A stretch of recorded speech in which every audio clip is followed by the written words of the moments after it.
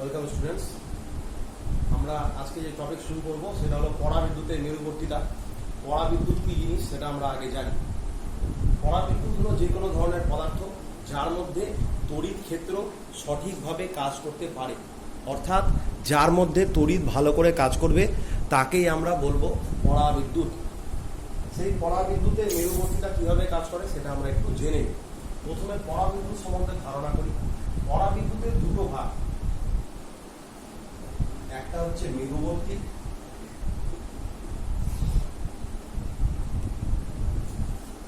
অপরটা হচ্ছে অমেরুবর্তী।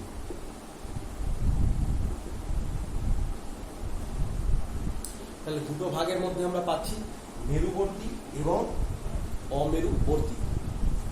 এই দুটো হলো আমাদের পরাবিদ্যুতের মেজর ভাগ, মেজর ডিভিশন। মেরুবর্তী পদার্থ হলো তারা যাদের মধ্যে প্লাস আর মাইনাস আলাদাভাবে থাকতে পারে, আর অমেরুবর্তী তারা যাদের মধ্যে প্লাস আর মাইনাস একসাথে কক্ষিগত হয়ে থাকে, অর্থাৎ একটা মলিকুলের মধ্যে আবদ্ধ হয়ে থাকে। যেরকম আমি একটা পদার্থ আছি যার মধ্যে এইগুলো হলো পদার্থটির অণু। এই অণুগুলো দেখো প্লাস মাইনাস আমি এঁকেছি, এই প্লাস আর মাইনাস গুলো একসাথে আছে, অর্থাৎ প্লাসের জন্য যে এফেক্টটা আছে সেই এফেক্টটা মাইনাস ব্যালেন্স করে দিচ্ছে, অর্থাৎ এর মধ্যে প্লাস বা মাইনাস কারো কোনো প্রভাব নেই। এই ধরনের পদার্থের মধ্যে না আছে প্লাস না আছে মাইনাস, অর্থাৎ কোনো মেরু নেই, সেই জন্য এদেরকে আমরা বলি অমেরুবর্তী পদার্থ। দ্বিতীয় হলো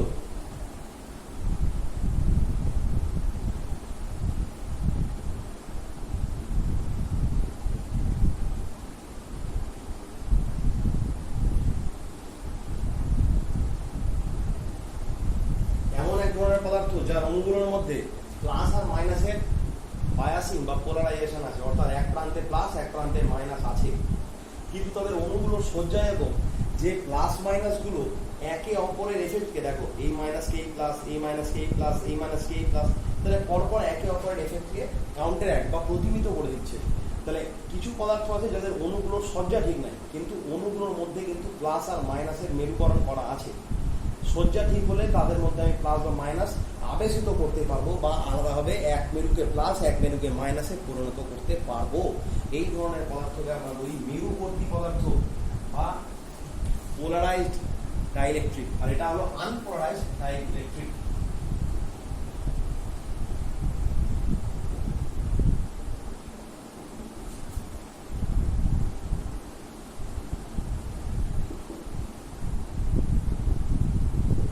এই দুটো হলো আমাদের ভাগ, মেরুবর্তী আর অমেরুবর্তী।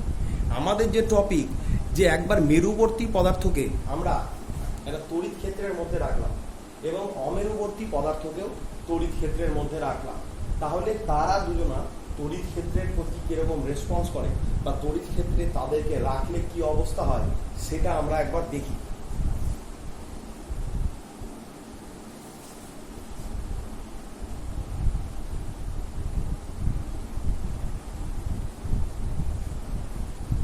প্রথমে অমেরুবর্তী পদার্থ, এরকম একটি পদার্থ নিলাম, প্লাস আর মাইনাসের ডিভিশন ওদের আলাদা করা নেই, তারা একসাথেই বসে আছে। বাইরে থেকে আমি একটা তড়িৎ বলরেখা আঁকলাম। তড়িৎ বলরেখা অবশ্যই তড়িৎ ক্ষেত্রের জন্য উৎপন্ন হয়। আমরা আগের টপিকটায় পড়েছিলাম তড়িৎ ক্ষেত্র বা তড়িৎ বলরেখা সবসময় একই জিনিস, কারণ তড়িৎ বলরেখা প্রকৃতপক্ষে তড়িৎ ক্ষেত্রের দিকটাকেই নির্দেশ করে থাকে। তড়িৎ বলরেখা যা, তড়িৎ ক্ষেত্রও তা। তাহলে বাইরে থেকে একটা তড়িৎ ক্ষেত্র আসে। আচ্ছা, তড়িৎ বলরেখাগুলো আসছে, আমি আগের টপিকে বলেছিলাম যখন আসে তার মানে তড়িৎ বলরেখা কোথাও থেকে বেরোচ্ছে, আর যদি ঢুকে তার মানে কোথাও গিয়ে যাচ্ছে। তাহলে এখানে আসছে তার মানে আলটিমেটলি তড়িৎ বলরেখাটা কোথাও থেকে বেরিয়েছে, অবশ্যই তড়িৎ বলরেখা প্রথম প্লাস থেকে বেরোয়। তাহলে আমরা জানি যে প্লাস থেকে যেহেতু বেরোয়, তাহলে আমরা ধরে নিলাম যে এই যে তড়িৎ ক্ষেত্রটা সেটা এই প্লাস আধানের জন্যই তৈরি হয়েছে। এরপরে দেখো এই আধানটা কি করে, এই যে অমেরুবর্তী পদার্থ তার মধ্যে অণুগুলোর ডিভিশনটা একটু আলাদা টাইপের করবে, খুব সামান্য, মানে ওরা একই থাকে কিন্তু অণুগুলোর সজ্জাটা পাল্টে যায়। যেটা প্লাস মাইনাস ওপর নিচে হয়েছিল তারা একটু সেইড বা পাশাপাশি ভাবে ডিস্ট্রিবিউটেড হয়ে যায়। কিন্তু আলটিমেটলি কোন ধরনের তড়িৎ মেরু অর্থাৎ প্লাস বা মাইনাস এর মধ্যে সৃষ্টি হয় না। কোন প্লাস বা মাইনাস, আচ্ছা আমরা প্রথম চ্যাপ্টারে তড়িৎ আবেশ পড়েছিলাম, যেখানে আমরা বলেছিলাম যে বহিস্থ আধানের প্রভাবে যদি কোনো জিনিস ওর মধ্যে আধানের সৃষ্টি করে, সৃষ্টি মানে ওর মধ্যে আধান থাকে প্লাস বা মাইনাস, কিন্তু বহিস্থ আধান আসার ফলে সেই প্লাস বা মাইনাসের ডিভিশন ঘটে যায়। বহিস্থ আধানটা নিজের সমপ্রকৃতির আধানকে নিজের দিকে টানে এবং বিপরীত প্রকৃতির আধানকে অন্যদিকে ঠেলে দেয়, ফলে প্লাস বা মাইনাসের একটা ডিভিশন ঘটে যায়। এটা বহিস্থ তড়িৎ ক্ষেত্রের জন্য ঘটে থাকে। এই জিনিসটাকে আমরা বলেছিলাম তড়িৎ আবেশ বা ইলেকট্রিক্যাল ইন্ডাকশন। এবার এই জিনিসটাই আমরা এখানে দেখব যে কি হচ্ছে। এখানে তড়িৎ আবেশের ফলে আমরা সেরকম কোনো রেজাল্ট পেলাম না। মিডিয়াম সামান্য পরিমাণ, একদিক প্লাস হলো, সামান্য পরিমাণ একদিকে মাইনাস, না এর তুল্য। এটা কোন ধরনের পদার্থ? অমেরুবর্তী। অমেরুবর্তী পদার্থ সাধারণত কাঠ, কাঁচ এই ধরনের পদার্থ, যাদেরকে আমরা বহিস্থ আধান বা তড়িৎ ক্ষেত্রে রেখেও ওর উপরে কোনো এফেক্ট করতে পারি না।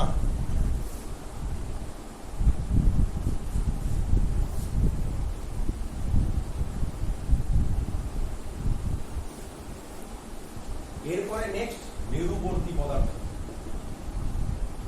এইবার মেরুবর্তী পদার্থগুলো যারা উল্টো পাল্টা ছিল, আমি একটু আগে দেখালাম যে প্লাস মাইনাস এগুলো সব উল্টো পাল্টা হয়ে আছে, কার কোথায় আছে কেউ জানে না। ঠিক সেরকম ভাবে যখন ওকে আমরা একটা বহিস্থ তড়িৎ ক্ষেত্রের মধ্যে রাখলাম, আবার আমরা ধরে নিচ্ছি তড়িৎ ক্ষেত্রটা কার জন্য তৈরি হচ্ছে? অবশ্যই প্লাস আধানের জন্য। তার কারণ ওরা বেরোচ্ছে। তাহলে বহিস্থ তড়িৎ ক্ষেত্রে বা তড়িৎ বলরেখার মধ্যে যখন আমি এটাকে রাখলাম, তখন আমরা দেখতে পাবো মেরুবর্তী পদার্থের মধ্যে কি হবে। প্লাস মাইনাস গুলো পরপর লাইন করে সজ্জিত হচ্ছে, অর্থাৎ অণুগুলো অ্যালাইন হয়ে যাচ্ছে। আচ্ছা একটু গন্ডগোল, মাইনাস গুলো একদিকে দাও, প্লাস গুলো অন্যদিকে, মাইনাস একদিকে, প্লাস গুলো অন্যদিকে।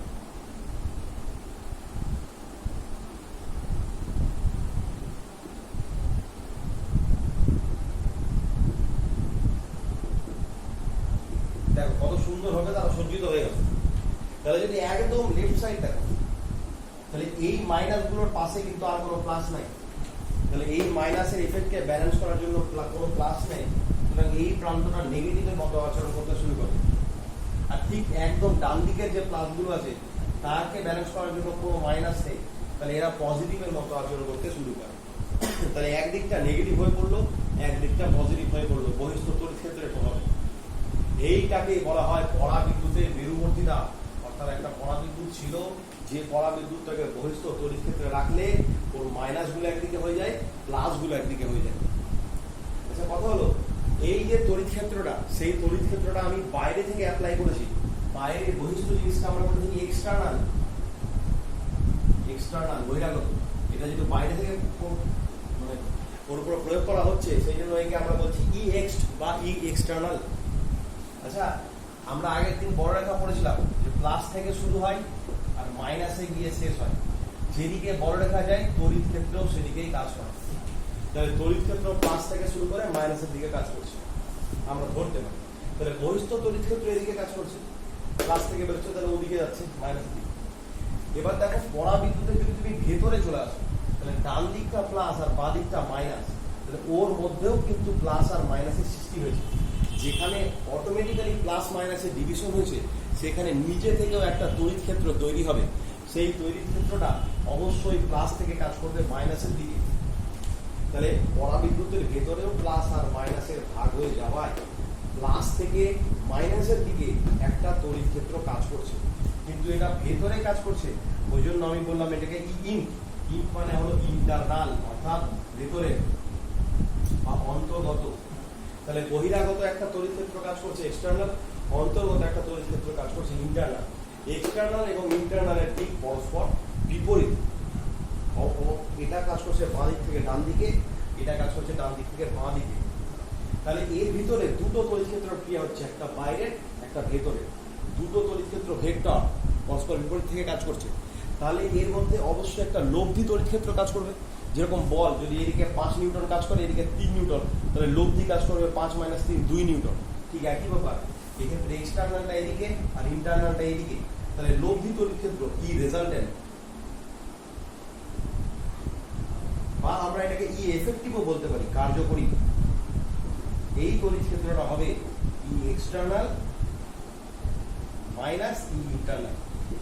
মাইনাস কেন বললাম, দেখো এক্সটার্নালটা বাইরে থেকে দিয়েছিলাম আর ইন্টারনালটা ভিতরে তৈরি হয়েছিল, তাহলে এর প্রভাবেই এ তৈরি হয়েছে, সুতরাং এর প্রভাবটা বেশি, এর প্রভাবটা কম, কারণ এ তৈরি হওয়া জাস্ট আধানের জন্য, আধানগুলো ভাগ হয়ে গিয়ে তৈরি হয়েছে, আর এর প্রকৃত পক্ষেই ছিল, সুতরাং এর প্রভাব বেশি আর এর প্রভাব কম। তাহলে যদি দুটো জিনিস বিপরীতমুখী কাজ করে তাহলে সবসময় লব্ধিটা যে বড় তার দিকেই কার্যকরী হয়, সুতরাং লব্ধিটা এফেক্টিভ যেটা থাকে সেটা সবসময় বড়র দিকে যাবে, অর্থাৎ এক্সটার্নালটা যেদিকে কাজ করছে সেদিকেই কাজ করবে। তাহলে ই এফেক্টিভ এর ডাইরেকশন বা দিক বদলিতে হবে, যেদিকে বহিরাগতটা কাজ করছিল এফেক্টিভটাও সেদিকেই কাজ করবে।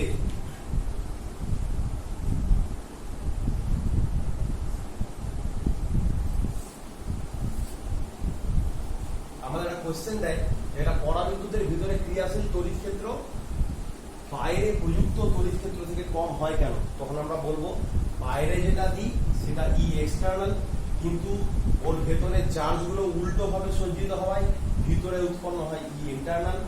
এক্সটার্নাল এবং ইন্টারনালের দিক হয় অপোজিট বা বিপরীত, সেই জন্য কার্যকরী তড়িৎ ক্ষেত্র হয় এক্সটার্নাল মাইনাস ইন্টারনাল।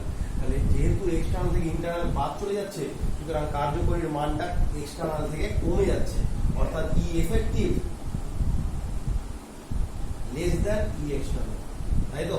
কারণ ই এক্সটার্নাল থেকে ইন্টারনাল বাদ দিয়ে এফেক্টিভ পাচ্ছি, এফেক্টিভটা যদি এক্সটার্নাল থেকে ছোট হয়ে যায় তার মানে আমরা কি বুঝবো, এটা আমি প্রয়োগ করেছিলাম কিন্তু এটা কাজ করছে, অর্থাৎ কার্যকরী তড়িৎ ক্ষেত্রটা বহিস্থ তড়িৎ ক্ষেত্র থেকে কম হচ্ছে। এটা একটা 2 মার্কের কোশ্চেন আছে।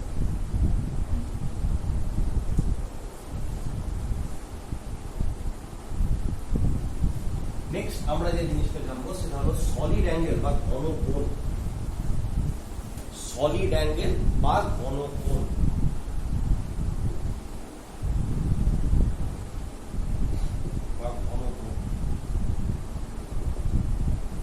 যে কোণের মান হলো 3 ডাইমেনশনাল, বা যে কোণ নিজেই 3 ডাইমেনশনাল, অর্থাৎ যার দৈর্ঘ্য প্রস্থ উচ্চতা 3টাই আছে, সেই ধরনের কোণকে আমরা বলে থাকি ঘনকোণ।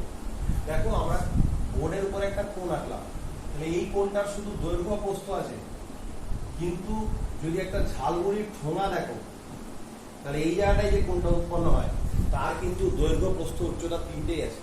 আমরা যদি বাজারে যাচ্ছি, একটা তরমুজের পিস কেটে রাখা আছে ত্রিভুজাকৃতি, তাহলে দেখবে তরমুজের পিসটা যেখানে কেটেছে সেই জায়গাটা থেকে যে বার করে রেখেছে ওখানে একটা কোণের সৃষ্টি হয়েছে, ওই তরমুজটা যেখান থেকে পিসটা বার করা আছে ওই কোণটাকে আমরা বলতে পারি ঘনকোণ। আমাদের তেল ঢালার ফানেল, যেখান থেকে আমরা ফানেল দিয়ে তেল ঢালি, সেই ফানেলের এই জায়গাটায় কোণটা উৎপন্ন হয় সেটাও হলো ঘনকোণ, 3 ডাইমেনশনাল একটা কোণ। আমরা কর্নেটো আইসক্রিম খাচ্ছি, ওই কর্নেটো আইসক্রিমের যে কোণ, এই যে এখানে যে কোণটা উৎপন্ন হচ্ছে সেটাও কোণ। তাহলে 3 ডাইমেনশনাল যে কোনো কোণকেই আমরা বলে থাকি ঘনকোণ। ঘনকোণের একক হলো স্টেরেডিয়ান। ঘনকোণের একক হলো স্টেরেডিয়ান। আচ্ছা, এবার ঘনকোণ কিভাবে সৃষ্টি হয় সেটা আমরা দেখি।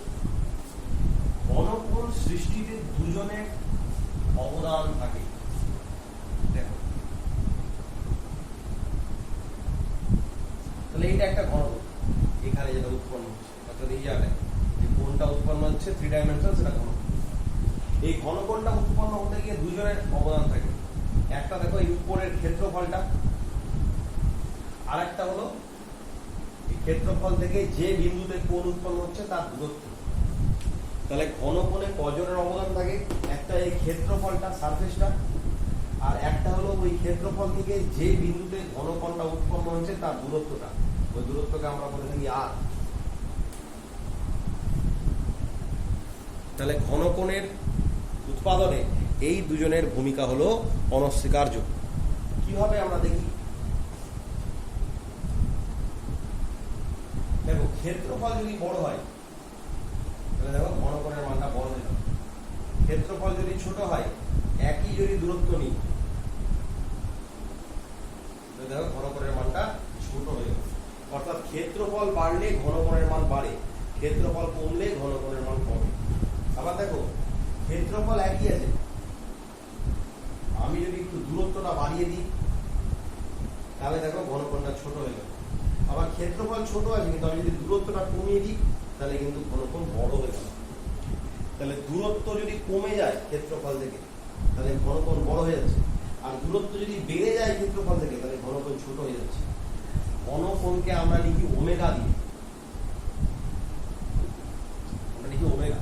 তাহলে ছবি থেকে কি দেখতে পেলাম, ক্ষেত্রফল যত বড় হবে তত ঘনকোণ বড় হবে, তাহলে ঘনকোণটা ক্ষেত্রফলের সাথে সমানুপাতিক।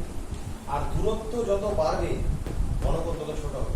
তাহলে ক্ষেত্রফল বড় হলে ঘনকোণ বড় হয়, কিন্তু দূরত্ব বড় হয়ে গেলে ঘনকোণ ছোট হয়ে যায়। তার মানে ঘনকোণ ক্ষেত্রফলের সাথে সমানুপাতিক, কিন্তু দূরত্বের সাথে ঘনকোণ হলো ব্যস্তানুপাতিক। তাহলে W equal to omega equal to S by R square, এইটা হলো ক্ষেত্রফলের সাথে ঘনকোণের সম্পর্ক আর দূরত্বের সাথে সম্পর্ক। দেখো ক্ষেত্রফলটা উপরে আছে অর্থাৎ ঘনকোণ ক্ষেত্রফলের সাথে সমানুপাতিক, আর দূরত্বটা নিচে আছে দূরত্বের বর্গ, তার অর্থাৎ ঘনকোণ হলো দূরত্বের বর্গের সাথে ব্যস্তানুপাতিক। আচ্ছা এখন যদি ক্ষেত্রফলটা খুব ক্ষুদ্র হয়, কারণ আমরা ফিজিক্সের জিনিসে আলোচনা করব, তড়িৎ আলোচনা করছি, তড়িতে ইলেকট্রন প্রোটন এসব নিয়ে আলোচনা, অর্থাৎ জিনিসগুলো যে আমরা ব্যবহার করব বা ক্যালকুলেশন করব সেগুলো ক্ষুদ্র ক্ষেত্রফল হবে, অল্প জায়গা জুড়ে। তাহলে অল্প ক্ষেত্রফলকে আমরা ডিএস লিখি, সেক্ষেত্রে ঘনকোণকে আমরা লিখে দেবো ডি ওমেগা। তাহলে ক্ষুদ্র ক্ষেত্রফলের ক্ষেত্রে ঘনকোণের ফর্মুলা হবে D omega equal to DS by R square. For smaller cross sectional area the solid angle becomes d omega, that is equal to ds by r square, where ds is the small area and r is the distance, অর্থাৎ দূরত্ব। তাহলে ঘনকোণের এটা হলো ঘনকোণ। আচ্ছা যদি আমাকে বলে যে একটা গোলক, গোলকের কেন্দ্রে ঘনকোণ কত হবে? আচ্ছা গোলক মানে কিন্তু বৃত্ত নয়, গোলক হলো ফুটবল, বৃত্ত হলো সার্কেল, গোলক হলো ফুটবলের টাইপ, আমরা যেটা জানি।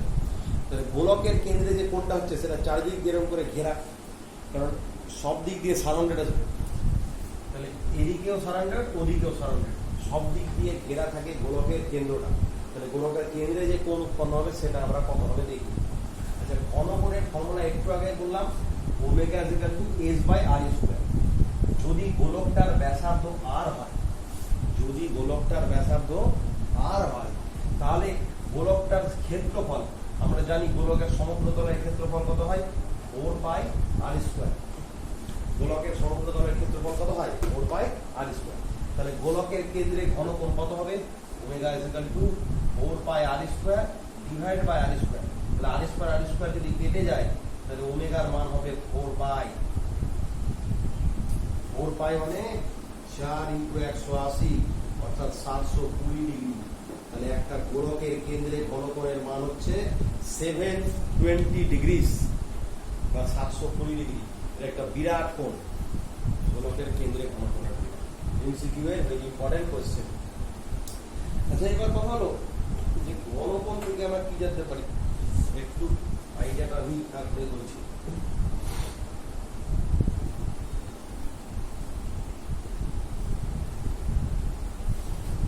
ঘনকোণ থেকে আমরা অনেক জিনিস জানবো, আসবে আমাদের গাউসের সূত্র। তার আগে লিখি D omega equal to DS by R square or omega equal to S by R square.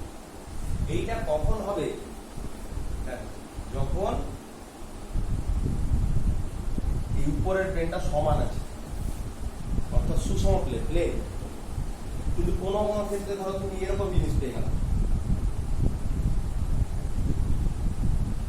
দেখো এইটার ক্ষেত্রেও কিন্তু ঘনকোণ উৎপন্ন হচ্ছে কিন্তু সারফেস এরিয়াটা ইনক্লাইন বা তির্যক বেঁকা। তাহলে সেই ক্ষেত্রে আমরা ঘনকোণ কি করে বার করবো? আমাদের ঘনকোণের ফর্মুলায় যে আমাদের যে দূরত্বটা বা সারফেসটা আছে সেই সারফেসটা কিন্তু প্লেন সারফেস, কিন্তু এখানে ইনক্লাইন সারফেস হয়ে গেছে। তখন আমরা কি করব, আমরা এই সারফেসের সাথে অর্থাৎ তলের সাথে থিটা কোণ করে অবস্থিত একটা সারফেস নিয়ে নেব, যে সারফেসটা আবার প্লেন আছে। দেখো এই সারফেসের অবস্থিত আসলে এখান থেকে দূরত্ব বেশি, এখান থেকে দূরত্ব কম, এখান থেকে দূরত্ব ঠিক, কিন্তু এই সারফেসটা নেওয়ার ফলে আমরা সব জায়গা থেকেই সমান পরিমাণ দূরত্ব ঘনকোণের পেয়ে যাবো। তাহলে এই সারফেসটা নিয়ে আমার অসুবিধা ছিল, কিন্তু এই সারফেসটা আমি ইচ্ছা করে আঁকলাম, সেই অসুবিধাটা দূর হয়ে যাবে। এই সারফেসটা বা এই যে ক্ষেত্রফলটা, সেটাকে যদি ডিএস লিখি, আমরা জানি ক্ষেত্রফল অবশ্যই ভেক্টর আছে, ক্ষেত্রফলের মানও আছে, আর ক্ষেত্রফলের দিক হয় নিজের তলের সাথে লম্ব হবে উপরের দিকে। ক্ষেত্রফলের দিক হলো নিজের যেটা তল আছে তার সাথে লম্ব হবে উপরের দিকে। তাহলে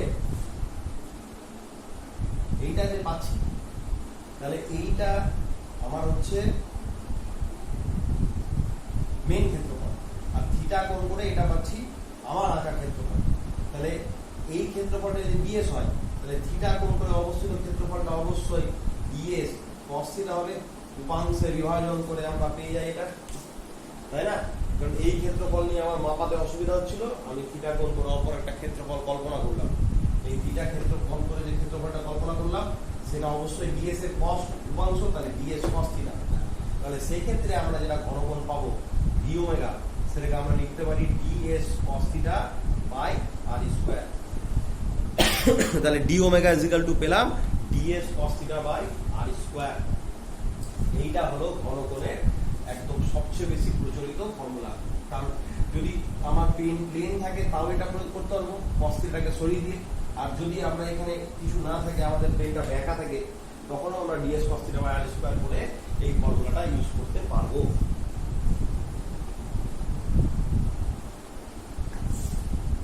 এবার নেক্সট, ইলেকট্রিক ফ্লাক্স বা তড়িৎ ফ্লাক্স, এটা আমাদের নতুন জানার জিনিস।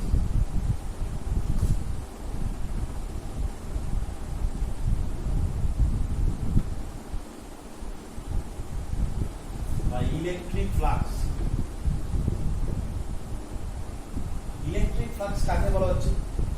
বলছে কোন জায়গায় যদি কোনো একটা আধান একটা তল দ্বারা আবদ্ধ থাকে, তাহলে ওই আধানটা থেকে যে বলরেখাগুলো বেরোয়, কারণ আধান থেকে বলরেখা বেরোয় যদি প্লাস আর মাইনাস নিয়ে ঢুকে, তাহলে কোনো আধান যদি একটা বদ্ধ তল দ্বারা কনফাইন থাকে, আবদ্ধ থাকে, তাহলে ওই আধানটার জন্য, বদ্ধ তল আমি বাদ দিলাম, শুধু যদি তল নিই, বা কোনো আধান থেকে যে বলরেখাগুলো বেরোয় সেটা আধানের নিকটবর্তী যদি কোনো তল থাকে, তাহলে সেই তলের মধ্যে দিয়ে যাবে।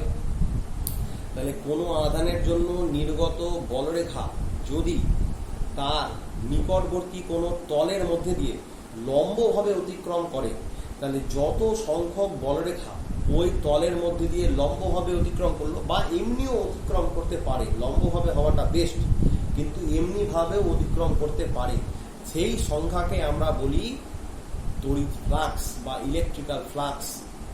এরকম একটা আধান আছে, এই আধান থেকে বলরেখা বেরোচ্ছে, আমরা কি বললাম, এই বলরেখা বা আধানটার কাছে একটা ক্ষেত্রফল রাখলাম, এই ক্ষেত্রফলটার নাম দিলাম এস। তাহলে দেখো এই ক্ষেত্রফলটা কিন্তু এরকম না তলের সাথে লম্ব ভাবে আছে, এরকম নয়, তলের সাথে আছে লম্ব ভাবে, এরকম খাড়া।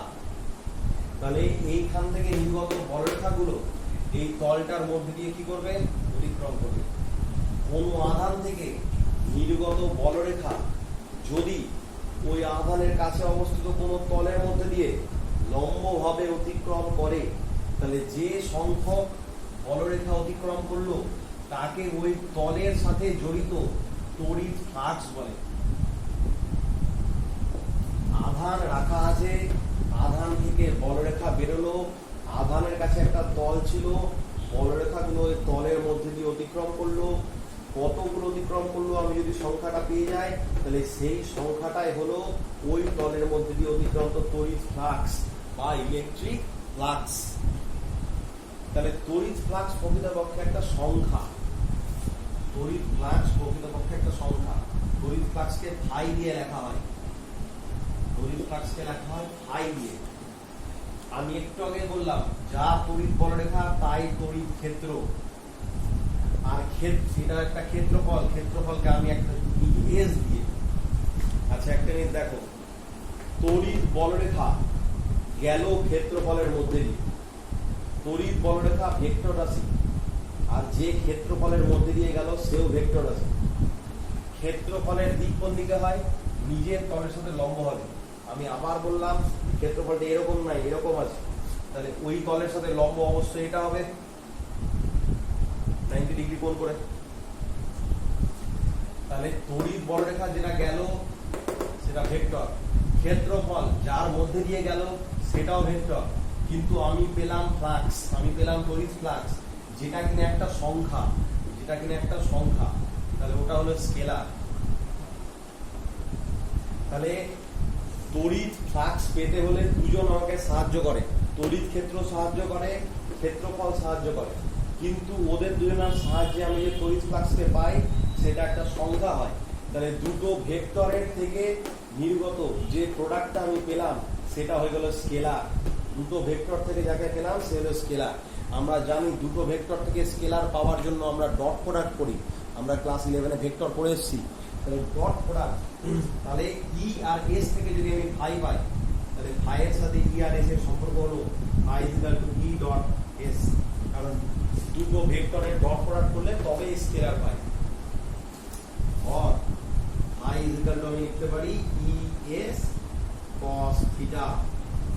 এখন কথা হলো দেখো, যদি দেখো ক্ষেত্রফলটা নিজের সাথে সবসময় লম্বভাবে থাকে, ক্ষেত্রফলের দিক নিজের সাথে লম্ব হবে, আর বলরেখাগুলো কি হবে বেরোচ্ছে লম্ব হবে। তাহলে এটা যদি ক্ষেত্রফল হয় তাহলে ওর দিক তো এমনিতেই লম্ব ছিলই, আর বলরেখাগুলো যেগুলো বেরোচ্ছে সেগুলো লম্ব হয়ে বেরোচ্ছে। তাহলে ক্ষেত্রফলের দিকও লম্ব আর যে বলরেখা বেরোচ্ছে সেও লম্ব, তাহলে এরা দুজন পরস্পর সমান্তরাল হয়ে যাচ্ছে। ক্ষেত্রফল নিজের তলের সাথে লম্ব আর বলরেখাও বেরোচ্ছে লম্ব হবে, তাহলে এরা হয়ে যাচ্ছে পরস্পর সমান্তরাল। যদি দুটো জিনিস সমান্তরাল হয়ে যায় তাহলে তাদের মধ্যেকার কোণ কত হয়? তাদের মধ্যেকার কোণ হয় থিটা 0 ডিগ্রি। তাহলে এখানে যদি আমি 0 ডিগ্রি বসাই তাহলে ফাই ইকুয়াল টু হবে ই ইনটু এস, শুধু এইটা ফ্লাক্স। অর্থাৎ যদি তড়িৎ বলরেখা লম্বভাবে বেরোয় তাহলে ক্ষেত্রফলের সাথে তড়িৎ বলরেখার কোণ হয়ে যায় 0 ডিগ্রি। ওই জন্য ফ্লাক্সের মানটা হয় সর্বোচ্চ, কারণ আমরা জানি থিটার মান 0 ডিগ্রি হলে cos থিটার মান সর্বোচ্চ হয়। ক্ষেত্রফলের মধ্যে দিয়ে তড়িৎ বলরেখা যদি লম্বভাবে বেরোয় তাহলে ক্ষেত্রফল আর তড়িৎ বলরেখা দুটারই দিক সমান্তরাল হয়ে যায়, মানে থিটা হয়ে যায় 0 ডিগ্রি। থিটা 0 ডিগ্রি হলে আমরা জানি cos থিটার মান সর্বোচ্চ, তাহলে ফ্লাক্সের মান সর্বোচ্চ, যেটাকে আমরা বলি ম্যাক্সিমাম। ওই জন্যই আমি সংজ্ঞায় বলেছিলাম যে সবসময় তলের মধ্যে দিয়ে বলরেখাগুলোকে লম্বভাবে বেরোতে দেখি, কারণ আমার যদি মানটা সর্বোচ্চ না হয়, যেটাকে আমি ব্যবহার না করতে পারি, তাহলে সেরকম তড়িৎ ফ্লাক্স নিয়ে আমার কোনো লাভ নেই। ওই জন্য আমরা সবসময় চেষ্টা করি তড়িৎ ফ্লাক্সটা হবে তলের মধ্যে দিয়ে লম্ব হবে। এবার তড়িৎ ফ্লাক্সের একক বার করবো, মাত্রা বার করবো। আচ্ছা, আরেকটা জিনিস অবশ্যই আমরা জানি, যদি ক্ষেত্রফলটা ক্ষুদ্র হয় তাহলে এখানে ডিএস থাকবে, এখানে ডিএস থাকবে, এখানে ডিএস থাকবে, এখানেও ডিএস থাকবে অবশ্যই। কারণ আমরা তড়িতের ক্ষেত্রে একটু আগে বললাম যে আমরা যেহেতু তড়িতে ইলেকট্রন প্রোটন নিয়ে আলোচনা, বলরেখা নিয়ে আলোচনা, যাদের কাউকে আমরা দেখতে পাই না, তাহলে খুবই ক্ষুদ্র, অর্থাৎ কার্যকরী ক্ষেত্রফলগুলো এখানে খুব ক্ষুদ্রই হবে। নেক্সট আমরা তড়িৎ ফ্লাক্স। আচ্ছা, তড়িৎ ফ্লাক্সের আমরা একক আর মাত্রাটা জেনে নিই। ফ্লাক্সের এককের মধ্যে প্রাবল্যের একক আছে আর ক্ষেত্রফলের একক আছে। প্রাবল্যের একক আমরা আগেরটাই করেছিলাম নিউটন প্রতি কুলম্ব, আর ক্ষেত্রফলের একক আমরা জানি মিটার স্কয়ার। তাহলে নিউটন প্রতি coulomb, newton coulomb inverse metre square. এটা একটা হতে পারে সিরিয়াস এ লিখতে পারি ডাইন ইএসইউ ইনভার্স সেমি স্কয়ার। আচ্ছা, আমি প্রাবল্যের আরেকটা ফ্লাক্সের আরেকটা একক বলেছিলাম তোমাদেরকে ভোল্ট পার মিটার। ফ্লাক্সের একটা একক বলেছিলাম ভোল্ট পার মিটার, এই বলেছিলাম যে পরের চ্যাপ্টার, যখন আমরা পরের চ্যাপ্টার ঢুকবো তখন তোমাদেরকে এটা বলে দেবো। এই ফ্লাক্স বলছি, তড়িৎ প্রাবল্য, তড়িৎ প্রাবল্যের আরেকটা একক আমি তোমাদেরকে বলেছিলাম ভোল্ট পার মিটার। যখন পরের চ্যাপ্টারে ঢুকবো তখন আমরা জানবো। তাহলে যদি ওই এককটা বসানো যায় তাহলে তড়িৎ প্রাবল্যের জায়গায় আমি পরের লাইনে বসালাম ভোল্ট পার মিটার, আর এখানে মিটারের স্কয়ার হয়ে গেল। তাহলে মিটার মিটার কাটলে ভোল্ট ইনটু মিটার হয়ে গেল। প্রথমে নিউটন পার কুলম্ব, তার সাথে মিটার স্কয়ার গুণ করলাম, তাহলে একটা একক পেলাম। তারপরে অপর এককটা বসালাম ভোল্ট পার মিটার প্রাবল্যের, তাহলে আরেকটা একক পেলাম ভোল্ট পার মিটার। তাহলে যেরকম প্রাবল্যের দুটো একক ওরকম ফ্লাক্সেরও দুটো একক। আচ্ছা, এরপরে মাত্রা বার করতে হবে।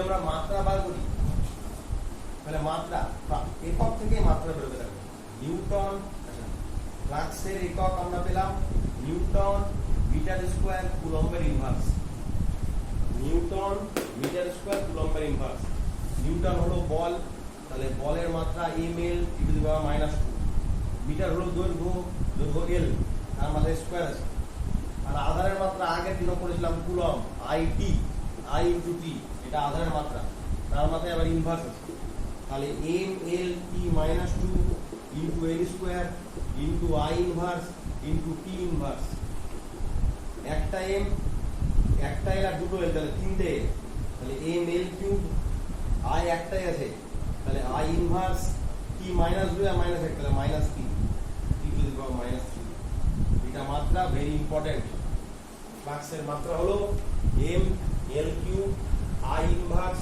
t⁻³ ml³ i inverse t⁻³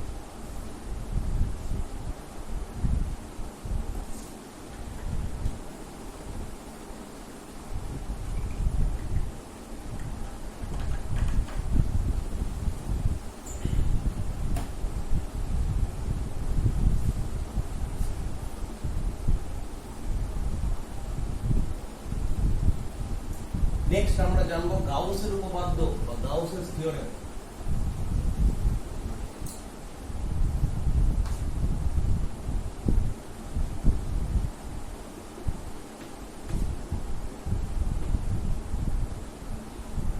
গাউসের theorem বা গাউসের উপপাদ্য এই জিনিসটা হলো আমাদের নেক্সট জানার জিনিস এই জিনিসটা কি এই গাউসের উপপাদ্য বলছে যে কোনো আধান একটা বদ্ধ তল দ্বারা যদি আবদ্ধ হয়ে থাকে তাহলে কিউ আধান আর তাকে একটা তল দিই এটা কিন্তু বৃত্ত না তল গোলাকার তল চারদিক দিয়ে বন্ধ আছে অর্থাৎ ধরো একটা টেনিস বল নিলাম ফুটো করে একটা আধান ঢুকিয়ে দিলাম তাহলে আধানটা টেনিস বল দ্বারা আবদ্ধ তাহলে কিউ আধান একটা তল দিয়ে আবদ্ধ আধান থেকে অবশ্যই বলরেখা বেরোবে সেই বলরেখাগুলো অবশ্যই এই গোলকের ক্ষেত্রফলের মধ্যে দিয়ে বেরোবে তাহলে আধান গোলক দ্বারা আবদ্ধ আধান থেকে বেরোলো বলরেখা সেই বলরেখাগুলো গোলকের ক্ষেত্রফলের মধ্যে দিয়ে বেরোলো একটু আগেই বললাম ক্ষেত্রফলের মধ্যে দিয়ে যদি বলরেখা বেরোয় তাকে আমরা বলি ফ্লাক্স তাহলে গাউসের উপপাদ্য